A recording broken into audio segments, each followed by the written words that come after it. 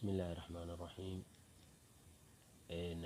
Maanta waxaan halkan ka baranaynaa casharka la yiraahdo present perfectance. Present perfectance waxaan baranaynaa definitionskiisa iyo formulahiisa iyo exampleskiisa. Then you will do few questions or exercises about the tense.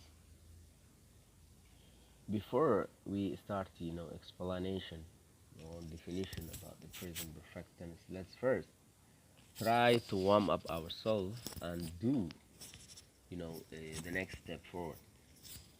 Read the sentences in the present perfect. All the following tenses is written in the present perfect. So read it. Which third forms of the verb in bold are regular?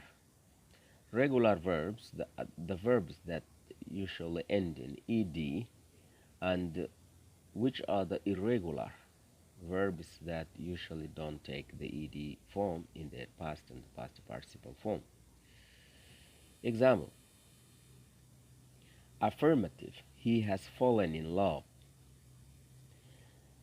They have made dinner. Here we have two present perfect tense examples. As the affirmative, the sentence that usually gives you information, just like he has fallen in love. Isagu jacayl ayuu u qaaday ama waxbuu jeclaaday. Two, they have made dinner. They prepared dinner for themselves. They have made dinner. It means they prepared, they arranged, or cashadii ayay samaysteen. Dinner is an evening meal. If we try to get or to understand the negative form of the present perfect tense, again it will be like this: he hasn't cooked chicken. He hasn't cooked chicken. Isagu muusan karinin hilib digaag. Muusan karinin. He hasn't cooked it. This is negative form of the present perfect tense. And two, they haven't arrived. They haven't arrived. Iyagu maysan imaanin. They haven't arrived. This is so the negative form of the present perfect tense. So that the first two sentences we have used the irregular verb fallen and made.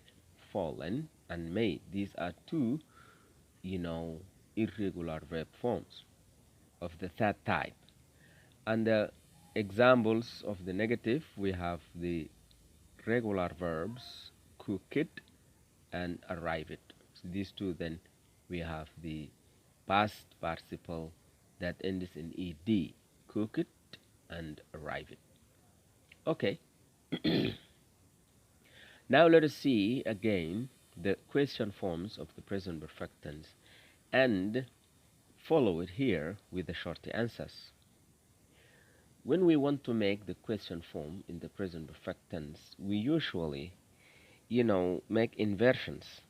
Inversions, the position of the subject, he, and the position of the auxiliary verb, has, should be inverted, so that the formula will be like this: has he done anything wrong? Has he done anything wrong? Short answer becomes yes, he has. Yes, he has, in the positive form, or no, he hasn't. No, he hasn't. Okay, the question here, is like, has he done isagu ma wuxuu sameeyey anything wrong? Wax khalada. Okay, has he done any wrong, any mistakes? Okay, so if he does, then we say yes, he has. And if he doesn't, we say no, he hasn't. Has he done? Yes, he has. Has he done? No, he hasn't. Ma wuxuu sameeyey wax khaldan? Hadduu sameeyey, jawaabtu kooban waxay noqonaysaa yes, he has. Hadduusan sameyninna, jawaabta kooban waxay noqonaysaa no, he hasn't. Okay, have you had lunch? Have you had lunch?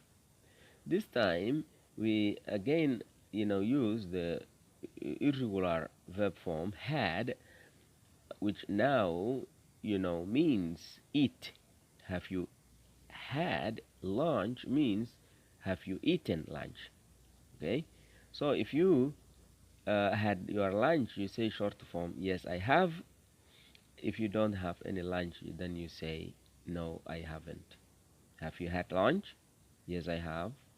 No I haven't. Ma qadaysay waay marka. Have you had lunch? Ma qadaysay? Yes I have. Haddii aad qadaysay haa waan qadeeyey. No I haven't. Maya maan qadaynin haddii aad markaasi qadaynin. And here we can also, use the question words such as what, just like making questions. What has he done wrong? What has he done wrong? Okay, so now we want to know exactly the actions or the activities that he has done in wrongdoing actions, because this here we have used it what or maxay. Okay, what maxay. Okay, has he done wrong? Maxaa qalada oo uu isagu markaasi sameeyey? Well done. Waxaan rabnaa marka halkan inaan ka sameyno isticmaalka then the present perfect continuous. Perfect continuous is used, or we use the present perfect when something happened in the past, but we can still see its consequences now. Okay, we use the present perfect when something happened in the past, or in just now, or a few moments ago, but we can see its consequences right now. Present perfect tense waxaan u isticmaalnaa markii ay dhaceen an action that completed, action dhacay, but the consequence is still in the meantime or just finished. We can see waxaan arkaynaa baa layidhi it is consequences, raadkii consequencegii raadkii cawaaqibka ama ciribkii resultigii now ayaan hadda arkaynaa, but the action completed. For example, the tramp has eaten the last bit of food. The tramp has eaten the last bit of food. Trampkii wuxuu cunay the last bit of food, cuntada qaybtii u dambeysay ayuu cunay. Alright, number 2, the tramp has fallen in love. Trampku jacayl baa galay, waxbuu jeclaaday. Number 3, Gloria and her friends, Gloria iyo saaxiibadeed, haven't arrived, ma aysan imaanin. So these 3, present perfect examples, we must match here then A, B, and C. The tramp has eaten the last bit of food. Trampiga hadduu cuntadii ka dhameeyey, therefore cuntadii way dhammaatay. Ninkii iska lahaa marka waa xanaaqsan yahay. So that the man is angry. The man is angry. So number 1 matches with C. The man is angry. Why is the man angry? Because the tramp has eaten the last bit of food of his. Number 2, the tramp has fallen in love. Trampku jacayl baa galay, waxbuu jeclaaday. So that B matches number 2, so that the tramp is looking at the girl romantically. Trampku marka wuxuu gabadh u eegayaa si romantically yani mucaashaqnimo ay ku jirto.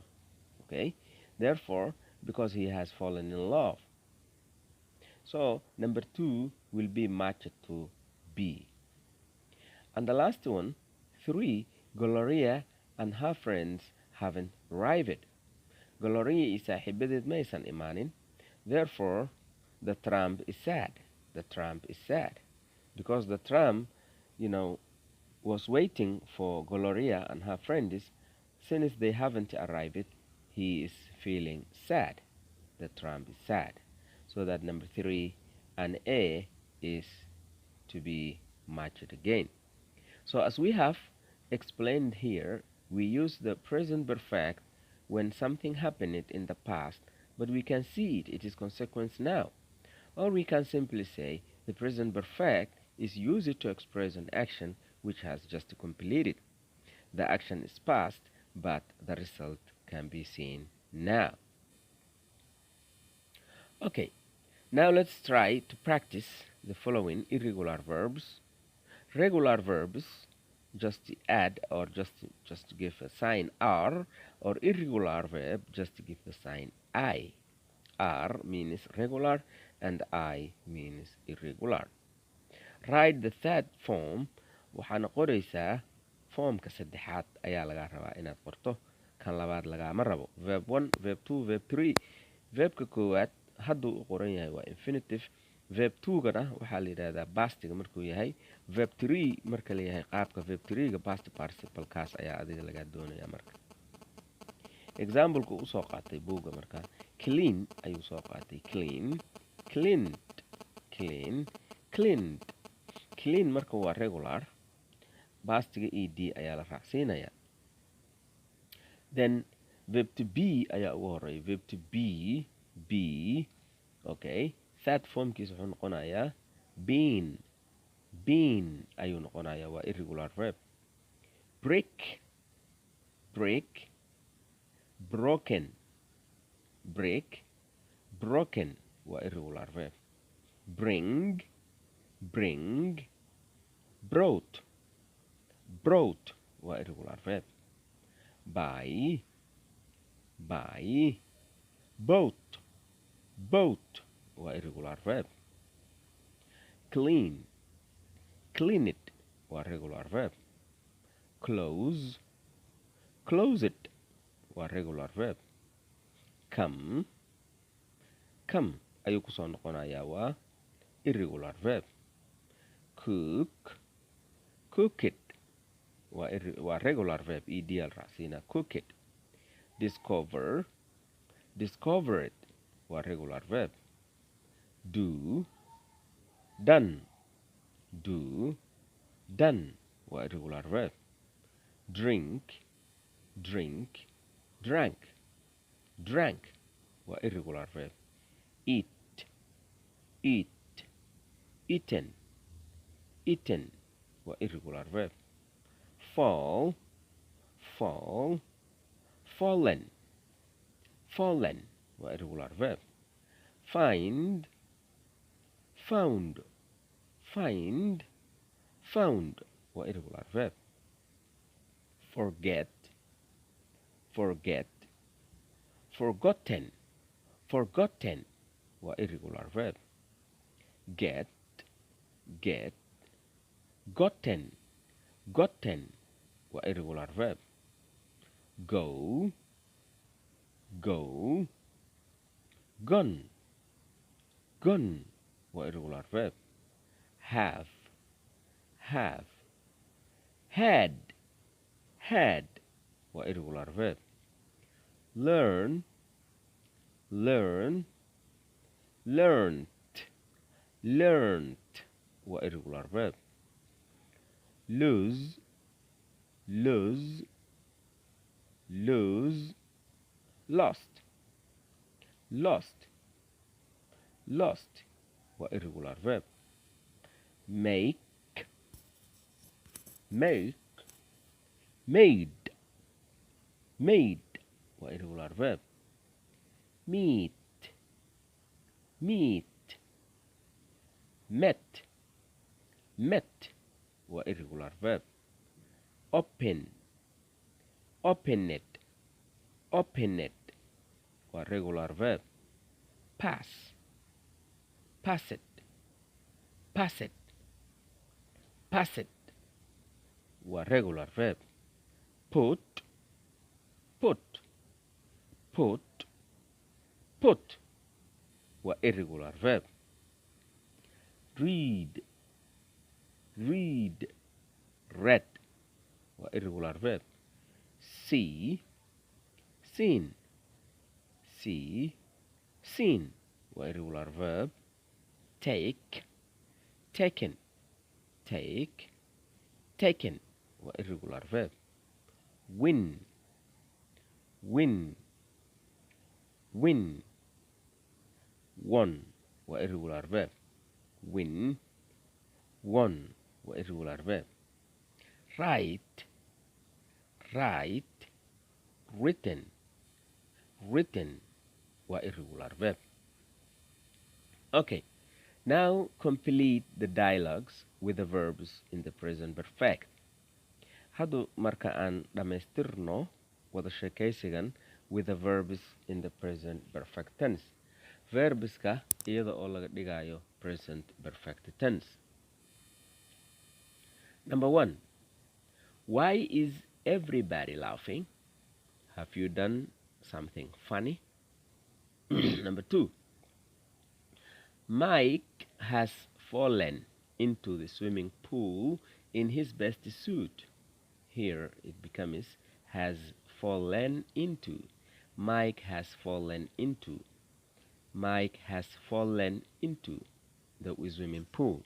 Mike wuxuu kusoo dul dhacay birkada dabaalashada in his best suit asagoo xiran dharkiisii dabaasha fiicnaa. I'm so happy. I have passed my final exams. Aad baan u faraxsanahay. Waxaan ku baasay imtixaankaygii kama dambaysta. I have passed. I've passed. I'm so happy. I'm passed. Waxaan ku baasay my final exams. Lucky you. Alla nasiib badnida. I have not passed mine. My holidays are ruined. Lucky you. Alla nasiib badnida adigu. I haven't passed mine. Anigu imtixaankaygi kuma baasin. My holidays are ruined. Fasaxyadeydii sidaas bay ku burbureen. 3. Be careful. Taxadir samee iska jir.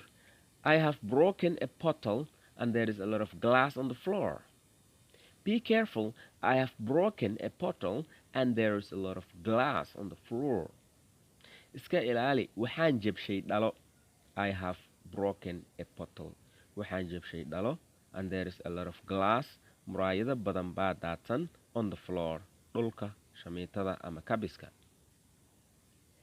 And of course, you have not cleaned it up. And of course, you have not cleaned it up. Dabcan adiguna ma aadan nadiifinin. You have not cleaned it up. Look, he has brought her flowers. Look, fiiri, he has brought her. Iyada ayuu u keenay flowers ubaxyo. Yes, I think waxaan mooday he has fallen in love with her. Inuu iyada u caashaqay ama uu jecel yahay ayaan u maleeyay. So all this will be part of examples of the present perfect tense.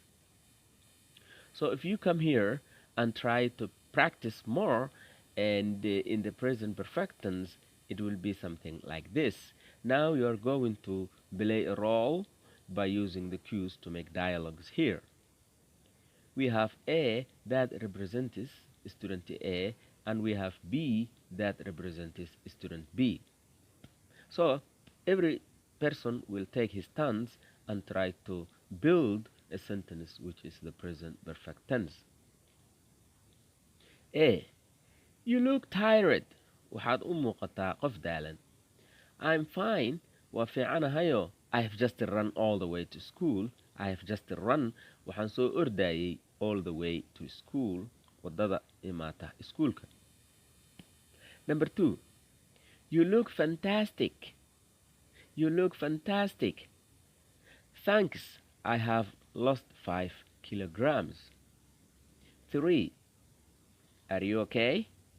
Are you okay? No, I'm not. I have eaten too much. I have eaten too much. 4. You look excited. Yes, I am. I have met a gorgeous boy or I have met a gorgeous girl. So here if I go back for my explanations here, qofba waxaa la yidhi student A ayaa waxaa la siiyey look tired. Marka wuxuu leeyahay you look tired. Waxaad u muuqataa qof daalan. B marka wuxuu leeyahay ma daalani I'm fine. Waan fiicanahay laakiin I have run. Run all the way to school waxay noqonaysaa I have run all the way to school. Number 2, student A waxaa la siiyey look fantastic. Marka wuxuu leeyahay you look fantastic. oh waxaa u muuqataa cajiib tacajab ayaad u muuqataa markaasuu number 2 b wuxuu leeyahay thanks mahadsanid I have lost 5 kilograms miisaankii 5 kilo ayaa dhacday waayaan iska riday marka qofka uu yaro dhuubtay therefore he looked so fantastic. Number 3 are you okay يعني شحشح ما tahay wax miyaa kaa khaldan. Number 3 wuxuu yidhi no I'm not maya waxba igama qaldana I have eaten too much wax badan un baan soo cunay dhirigtaa iga soo badatay waay. Okay, you look excited. Number 4 you look excited. Alright, waxaad u muuqataa qof aad u xamaasad badan maxaa kugu dhacay. Yes I am xamaasad baa iga muuqata.